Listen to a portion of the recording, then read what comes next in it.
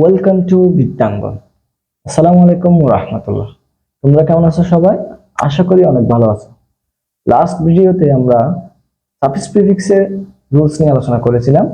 আজকে আমরা suffix প্রিফিক্সের board question solve করব। চলো শুরু করা যাক। তোমরা স্ক্রিনে দেখতে পাচ্ছ আমরা যশোর বোর্ড 19 আজকে আমরা সলভ করব। তাহলে শুরু করা যাক। দেখতে পাচ্ছ লেখা রয়েছে life without leisure and relax. তাহলে আমরা জানি যেহেতু এখানে একটা কি আছে অ্যান্ড আছে, আমরা জানি অ্যান্ড, যেহেতু অ্যান্ড আছে আমরা রুল শিখছিলাম অ্যান্ড এর আগে এবং পরে কি হয় না সেম পার্টিসিপেট বসে।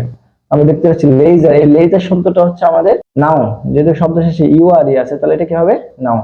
অ্যান্ড এর আগে যেহেতু নাউন বসছে অ্যান্ড এর পরে কি হবে নাউন হবে। এখন রিল্যাক্স এর নাউন কি? রিল্যাক্স এর নাউন হচ্ছে রিল্যাক্সেশন। আমরা লিখি X TION। Life without leisure and relaxation is dull. হচ্ছে জীবন অবসর এবং আরাম ছাড়া হচ্ছে জীবন হচ্ছে কি অসার। নোবডি ক্যান ওয়ার্ক, কেউ কাজ করতে পারে না উইদাউট রেস্ট, অর্থাৎ রেস্ট না ছাড়া কেউ কাজ করতে পারে না। Life becomes some if a man does not have any time to enjoy dash objects.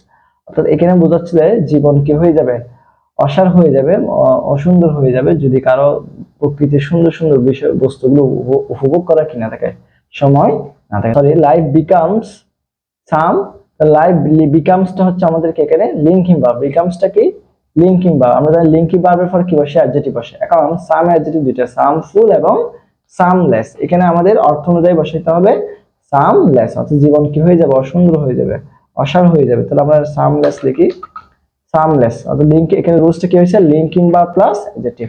Life becomes seamless, জীবন অসুন্দর হয়ে যাবে ইফ যদি a man does not have any time, কোনো সময় না থাকে to enjoy dash objects of nature. এখানে অবজেক্টস এটা হচ্ছে কি নাউন, অবজেক্টস এটা কি নাউন। আমরা জানি নাউন আর কি বসে অ্যাডজেক্টিভ বসে। বিউটি এটা নাউন, এটা অ্যাডজেক্টিভ হচ্ছে বিউটিফুল। তাহলে আমাদের আনসার কি বিউটিফুল। অর্থাৎ এটা রুলস কি হয়েছে অ্যাডজেক্টিভ প্লাস নাউন, অর্থাৎ নাউন আগে যদি গ্যাপ থাকে অ্যাডজেক্টিভ বসে, আর অ্যাডজেক্টিভ পরে যদি গ্যাপ থাকে কি বসে নাউন বসে। এরপর আমরা দেখতে পাচ্ছি বলতেছে, তাহলে কি বলতেছে যদি কারো প্রকৃতির সুন্দর সুন্দর বিষয়গুলো বস্তুগুলো উপভোগ করার সময় না থাকে তাহলে তার জীবনটা কি হয়ে যাবে অসার হয়ে যাবে।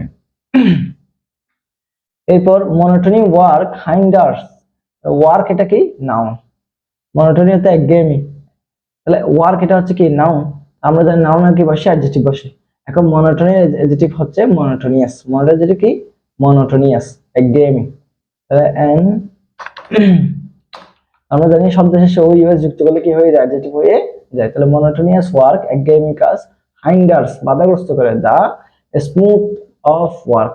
এখানে এটা আর্টিকেল এবং প্রিপোজিশনের মাঝখানে, অর্থাৎ আর্টিকেলের যদি আর্টিকেল থাকে এবং অফ থাকে তার মাঝখানে মুখস্থ কি বসাই দিবা তোমার নাউন বসাই দেবা। অথবা আমরা শিখছি রুলস, আমাদের রুলস আর্টিকেলের পর একটা শব্দ বসলে সেটা কি হবে নাউন হবে। তাহলে স্মুথ এর নাউন হচ্ছে smoothness, article plus noun. Monotonous work hinders the smoothness of work, বলছে একঘেয়েমি কাজ কাজের কি করে শিথিলতা কি করে নষ্ট করে।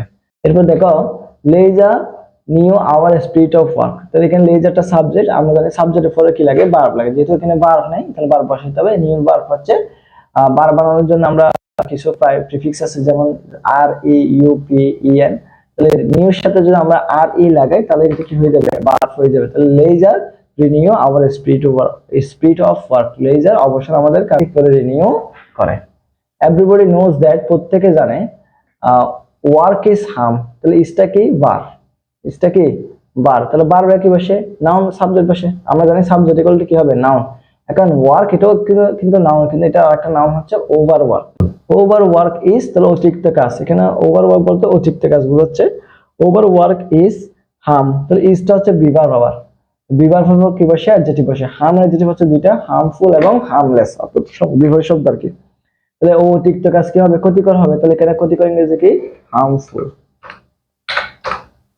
অর্থাৎ শব্দ শেষে যদি আমরা কি যুক্ত করি ফুল যুক্ত করি সেটা কি হয়ে যাবে অ্যাডজেক্টিভ হয়ে, তাহলে বিভার প্লাস অ্যাডজেক্টিভ। আর এটা বসছে সাবজেক্ট ইকুয়াল টু কি নাউন, ওভার ওয়ার্ক হচ্ছে সাবজেক্ট ইকুয়াল টু নাউন, আর হার্মফুল হচ্ছে বিভার প্লাস অ্যাডজেক্টিভ।